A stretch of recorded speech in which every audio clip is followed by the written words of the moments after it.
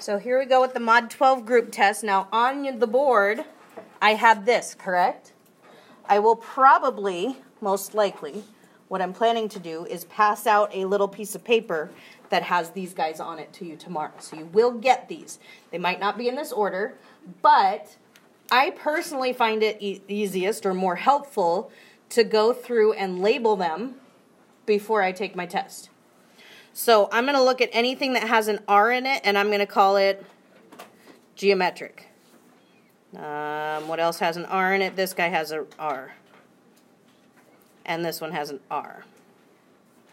Now, one of these is recursive. One of these is explicit. What is this one?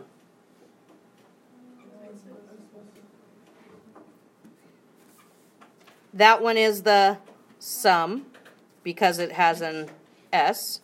And this one is, because it has f of n minus 1, that makes it recursive. The ones that have D's would be arithmetic. That one doesn't have a D, but this one does. Which one is recursive? The one with f of n minus 1. So this is our... And what is this one? This one happens to also be arithmetic. It just doesn't have our D value. But it is our, because it has the S value. And as long as I have all of that labeled, then I should be able to refer to it pretty easily when I get in there. And I don't have to constantly read through the list and figure out which one I'm using. Okay, so I would recommend possibly going and labeling them first. Okay, so find the explicit formula and the specified term. So I need to learn, or I need to figure out, is this geometric or arithmetic? Well, I can tell that it looks like they are multiplying. They're not adding, because that would be minus 12 and then plus 24. It's not adding. But it does look like they're multiplying by what? Negative 2. That means it's geometric, and I have R value of negative 2. So my explicit geometric formula, geometric explicit, is right there. F of x is equal to the first term, which is 4, times R. What's my R value? Negative 2. Do me a favor, always put your R value in parentheses. It just makes life so much easier. And then at the top, typo, that should be an x minus 1. I will fix that before tomorrow. And that's my formula. That wasn't difficult, was it? Now, how do I find f of 8? I plug 8 in for x. So in my calculator, I have 4 parentheses, negative 2 to the. Now, most of your calculators, you're going to have to put parentheses 8 minus 1. Okay? So get in the habit of putting that 8 minus 1 in parentheses. And I get negative 512 as my answer there. Questions? By the way, drove me nuts as I was grading last night that people started showing their work on the line and then their answer was somewhere over here. Please put your answer on the answer line for my sanity while I'm grading them. Please. Please. Thank you. Okay. Next one. Arithmetic or geometric? Arithmetic, how can you tell? They are subtracting 100 each time, which means I have a D value of negative 100. So, explicit arithmetic formula.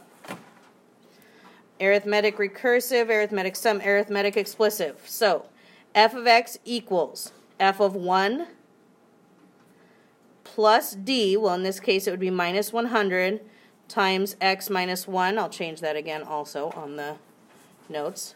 Here I am pointing to it and you can't even see it. All right, so do not leave your answer like that. If you leave your answer like that, you get points taken off. That is not simplified. You have to do your negative 27 minus 100x plus 100. So I end up with negative 100x and what? Negative 27 and positive 100 is positive 73. And then how do I find f of 30? I take this equation that I just came up with and I do negative 100 times 30. Oops, not 309. 30 plus 73, and I get negative 2927. Questions about those two? 3 points each. Okay? On tomorrow's test, these guys are going to be worth 3 points each. Also, you will get 1 point for identifying if it's arithmetic or geometric. You will get 2 points for your recursive rule. Yesterday there were only 2 points. The reason is because we dropped question number 8 off the test. Okay? So, this guy right here, how do I determine if it's arithmetic or geometric? Well, let's see. What is negative 8.1 minus negative 10.4? That'll tell me if I have a D value, a common D value. Negative 8.1 minus negative 10.4 is 2.3. Let's see if they're adding 2.3 each time. Negative 10.4 plus 2. Does give me negative 8.1 plus 2.3 is negative 5.8. Add it again, negative 3.5. It is what? Adding, which makes it what? Arithmetic or geometric?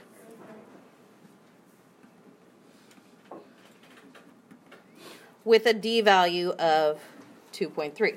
So now I need a recursive rule. So coming back here, arithmetic recursive.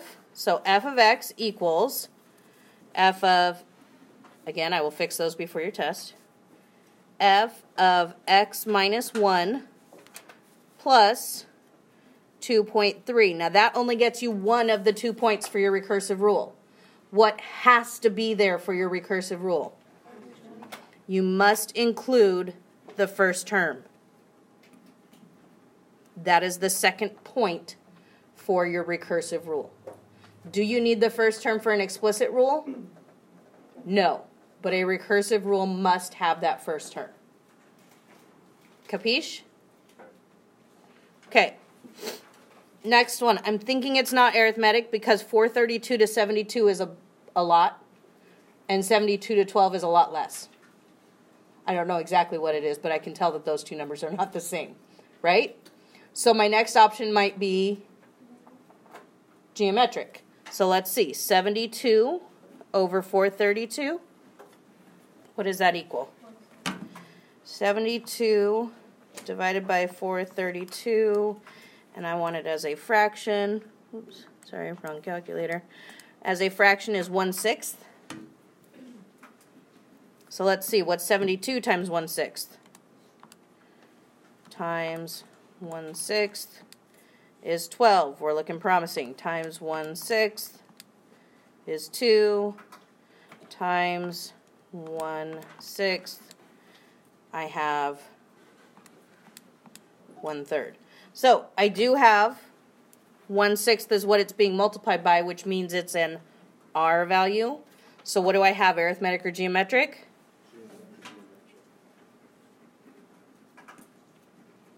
All right. If my R value is 1/6 and I need my geometric recursive rule, that's down here. Again, I will change all of these to X's. I think I've got them all. Yep. My recursive rule would be f of x minus 1 times, again, put your R value in parentheses. It just makes it easier for me to see. And tomorrow, when that's worth 2 points, I have one of the 2 points. The other point comes from stating what f of 1 equals. Because without f of 1, you do not have a complete recursive rule. Yes, sir? What does the times sign come from?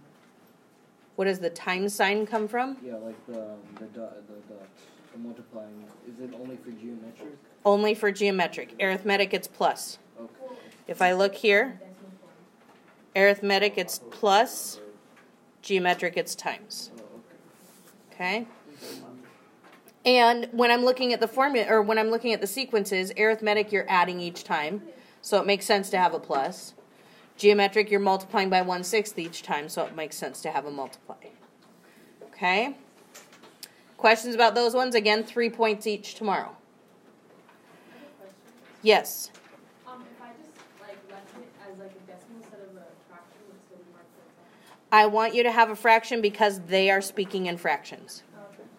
So no decimals when they are speaking in fractions. Here, totally appropriate to have decimals because they're giving me decimals.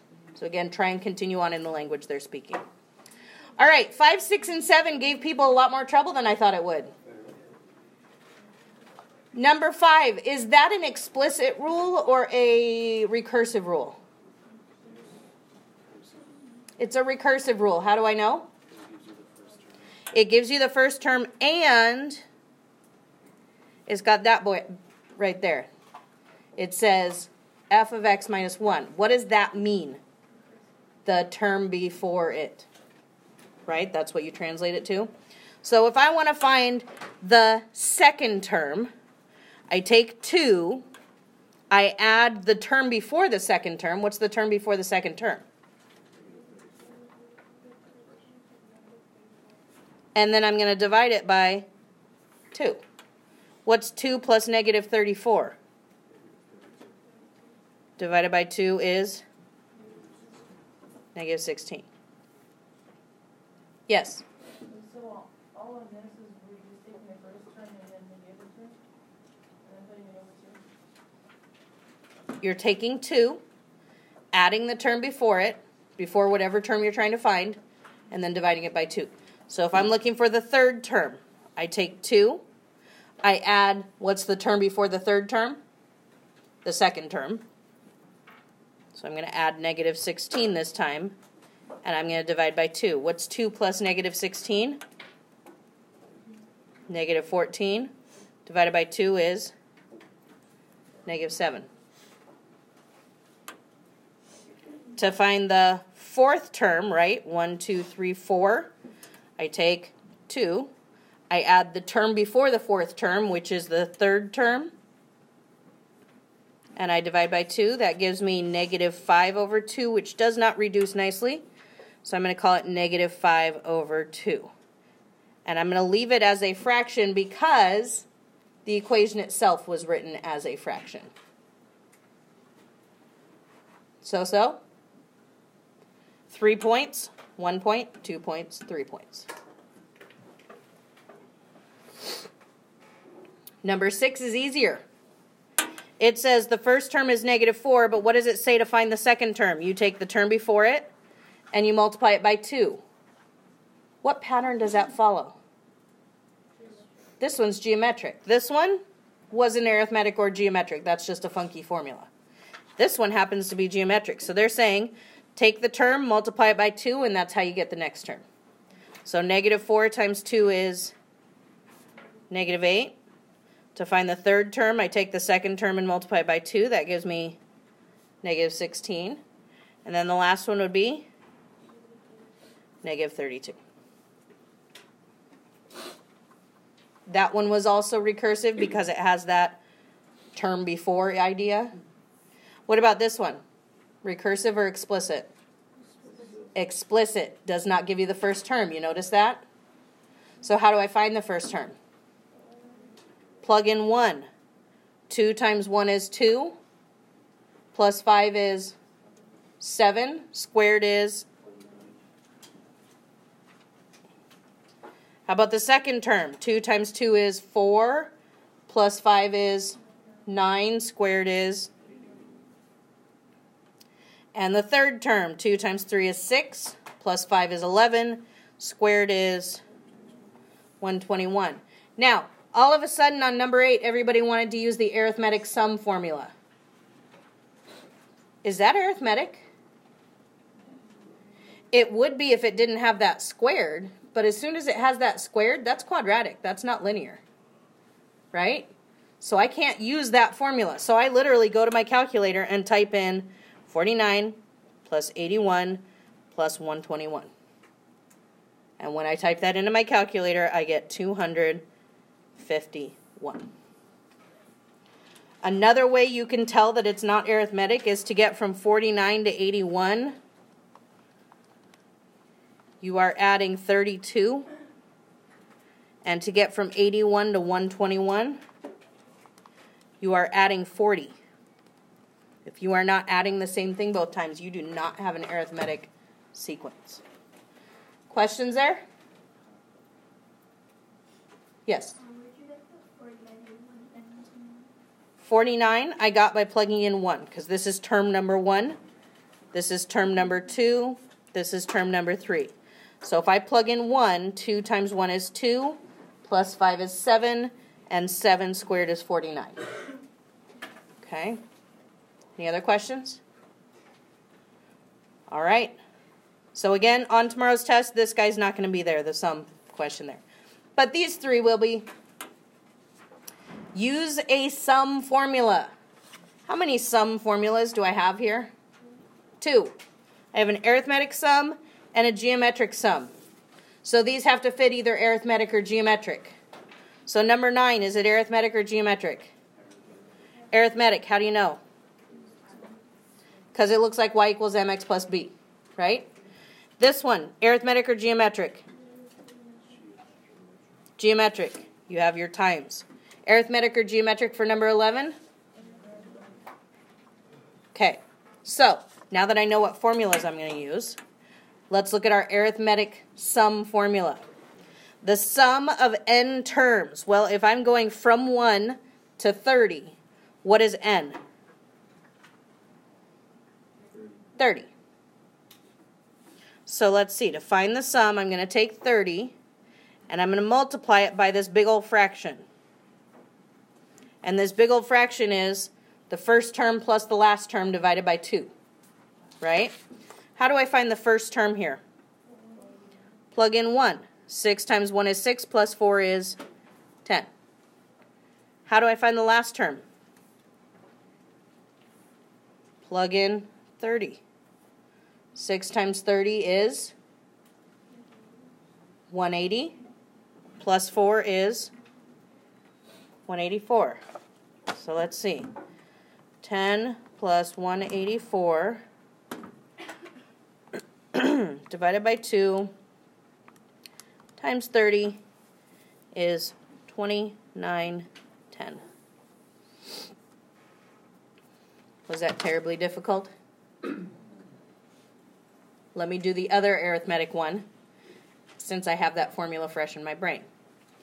So, I need the number of terms. Now, this one's different because they are not starting at 1. How many terms are there? Be very careful. What terms are they skipping? Or how many terms are they skipping? They are skipping 1, 2, and 3, so they are skipping 3 terms. If there were 8 terms total and they are skipping 3 of them, n equals 5. If there are 8 terms total and they are skipping 1, 2, and 3, that leaves 5 terms of those 8. So in my formula, I have 5 times the first term plus the last term divided by 2. How do I find the first term in this case? Plug in 4. You always plug in the bottom one to get your first term, the top one to get your last term. So 9 minus 10 times 4. Well, 10 times 4 is 40. Yes. 9 minus 40 is negative 31. The last term, I plug in 8. 10 times 8 is 80, and 9 minus 80 is negative 71. So let's see. Oops. Negative 31 plus negative 71 is negative 102. Divided by 2 is negative 51. Times 5 is negative 255. Questions there? Yes? Where did negative 71 come from? When I plugged in 8. 10 times 8 is 80. 9 minus 80 is negative 71. So why didn't you do that too? Did you do the same thing with number 9? Uh-huh. Oh, I see. Yep. 6 times 30 is 180. Plus 4 is 184. Okay, and then the 10 and negative 31 that came from... Plugging in the bottom number. Plugging in the bottom. Mm-hmm. Yep. Thank you. Mm-hmm. All right. Geometric sum. This is the formula that's a little bit more confusing. Let's see. I think I can put it here so you can see it. Using this formula right here. So, It's equal to the first term. Well, if it's written out like this, what's the first term? Actually, let me step back for a minute. How many terms do we have here? 10, because we are starting at 1. If we weren't starting at 1, I'd have to do the same thing I did down here to come up with my n value. Since we are starting at 1, my first term would be if I plug in 1. Well, that would be 2 times 3 to the 1 minus 1. What is 1 minus 1? 0. So 2 times 3 to the 0. What's 3 to the 0? 1. So my first term is 2. Do you get that? Good answer. So I have 2 times 1 minus, what is my r value? It's always right there. 3 to the n, what did we decide n was? 10 over 1 minus 3. And that's what I got to figure out. So let's see. 1 minus 3 to the 10th is that divided by parentheses 1 minus 3 is that times 2, 59048. FYI, when you are dealing with geometric sequences, or geometric series, I should say, you will most likely get much bigger numbers when you are adding them together than arithmetic, because geometric grows a lot faster. Yes, question? Where'd you get the 10 from? That's how many terms are in the sequence. Because we're going from 1 to 10, that's where the 10 comes from. If it was this case, where it said from 4 to 8, our n value would be a 5 right there. Okay? You ignored the k minus 1. I did not ignore the k minus 1. The k minus 1 came into play as I was finding that first term by plugging in 1. But k minus 1 is not a part of the formula. The formula is 1 minus r to the n over 1 minus r with your first term out in front. Okay? Yes? Where'd you get the 1 minus 3? That's the formula. 1 minus r to the n and 1 minus r. Okay? Other questions? Those will be 3 points each tomorrow as well. All right, backside. We've got the girl with no life. Collecting shells. Just in case you're curious as to how I broke down the points here, Part A was worth 4 points, 1 point for each blank. Part B was worth 2 points for your explicit formula. C was 1 point, D was 1 point, and E was also 2 points. That's where your 10 comes from. Yes, it's 10. Okay. Sheila went to the beach on vacation and started collecting seashells. On the first day, she collected 4 shells. What does that statement tell me? First term is 4. Each day, the number of shells she added to her collection was 6 more than the number of shells she collected the previous day. Sheila, shells. So if she collected 6 more on the second day, how many did she collect on the second day? 10. And how many did she collect on the third day? And on the fourth day? 22. She must be getting really bored. Okay? So, do we have arithmetic or geometric? We have arithmetic with a D value of what? So, for my explicit rule, I need arithmetic explicit. So it's going to be equal to the first term, which is 4. Sorry, you can't see where I'm pointing there. Plus my D value, which is 6, times x minus 1. If you leave it like that, you only get one of the 2 points for your explicit formula. Why? It's not simplified. Distribute that 6 and combine your like terms. So here I should have 6x minus 2. Now that I have my explicit formula, how do I find out how many shells she will collect on day 7? 6 times 7 minus 2. 6 times 7 is 42. Minus 2 is 40. Many people just continued adding the 6 up to the 7th day. You won't be able to do that on the test tomorrow, FYI. How many shells will be in her total shell collection on day 7? In other words, find the sum when n equals 7. Well, using my arithmetic formula that I just used on the previous page, that would be equal to the number of terms times, how many did she collect the first day? 4. Plus the last day? 40. Divided by 2?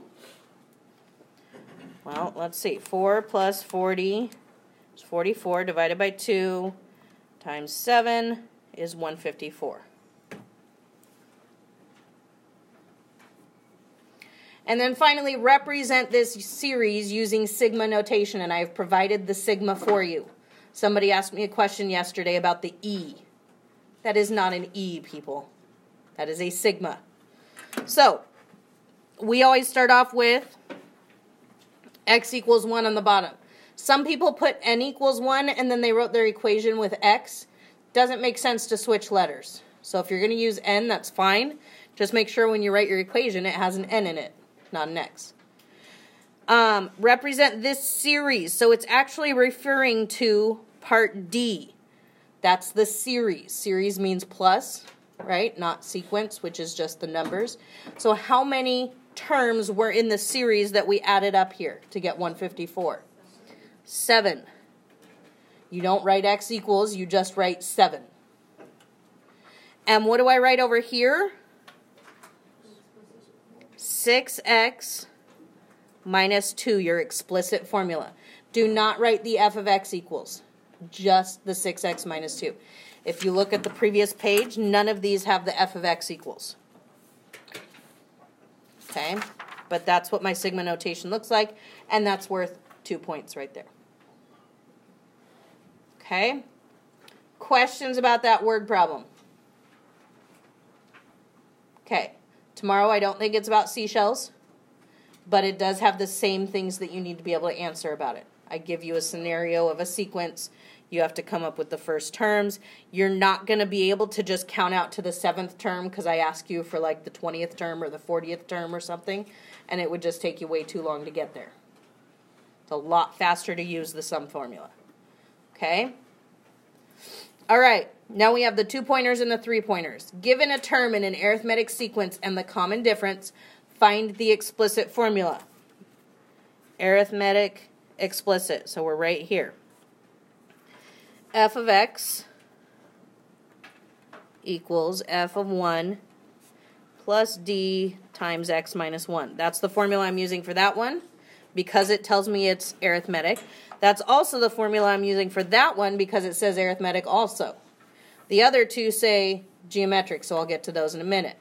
Now, they don't give me the first term, do they? They give me a point. What is this point? 36 comma negative 7,004, right? And if they give me a point, that means they're giving me an x and a y value. Yes? So, if I were to plug the x and the y value into here, what goes in for this guy? That's really y, isn't it? F of x means y. So negative 7,004 equals the first term. That's what I don't know. I do know d. What is d? Negative 200. And I know x, it's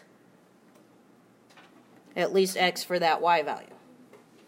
So negative 7,004 is equal to f of 1 minus 200 times what? 35?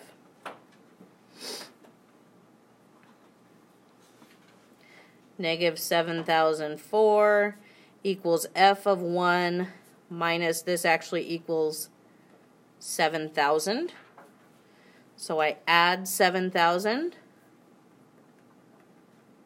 And what does f of 1 equal? We'll put it over here. Negative 4.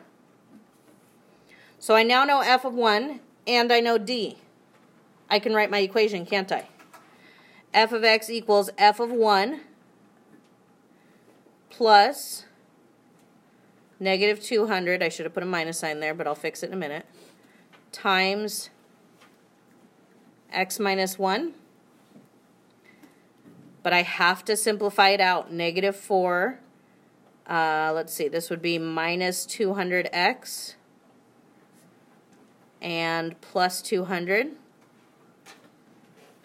So what do I have? I have negative 200x. And then what? Negative 4 and positive 200 is positive 196. Questions there? Easy peasy? Do you have to do it that way? Can't you just put it as y equals mx plus b? Or is that like with the first two? Yes, you can. Yeah. All right. Number 14. Oh, another question? Yes. Oh, I just had a question. Will the formulas be given? Yes. I will give you a little sheet like this. So like I said, I think the best thing to do is to go through and label them first off. Okay. All right, 2 terms in an arithmetic sequence. That's really 2 points. 19, 439 and 39, 939. They don't give me D. How do I find D?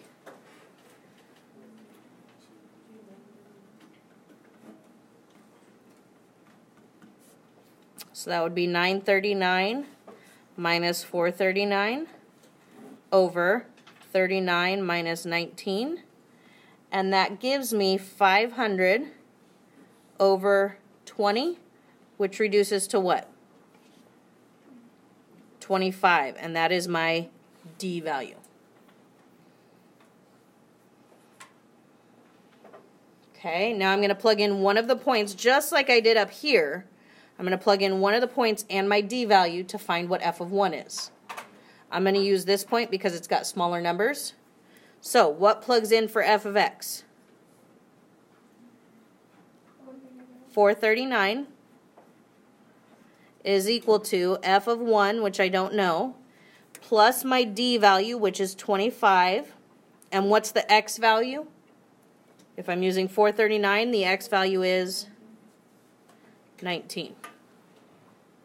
So 439 is equal to f of 1 plus 25 times 18.